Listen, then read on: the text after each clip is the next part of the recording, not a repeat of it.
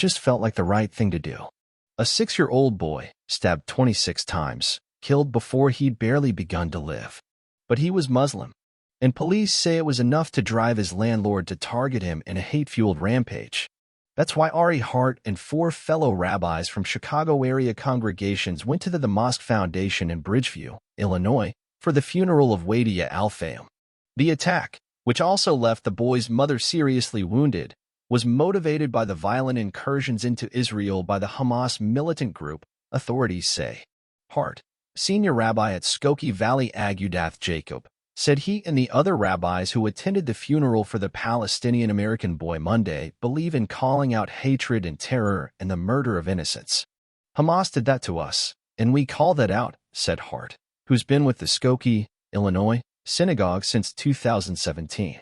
At the same time, there is no place in the United States for terror and hatred in any form, and we stand against that.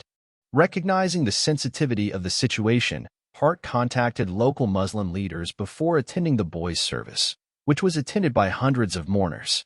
He asked if their presence could be meaningful and received a positive response.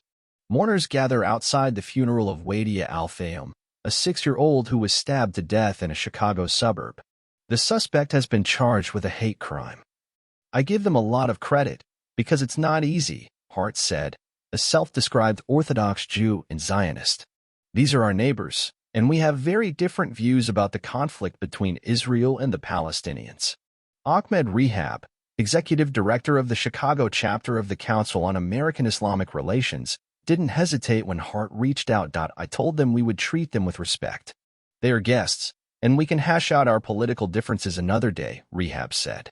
While condemning the murder of an innocent child is an easy bar, and noting the Muslim community in Illinois is wavering between fear, frustration, and outrage over media coverage and the suffering in Gaza, Rehab said, we stand for humanity. Hart agreed whatever differences exist between the Muslim and Jewish communities in the U.S., there's a basic humanity that we need to stand up for. Terrorism against children is wrong. Islamophobia is wrong. He said the rabbi's presence at Wadea's funeral seemed appreciated. Many people came up to us and expressed their heartbreak, and we expressed our heartbreak, Hart said.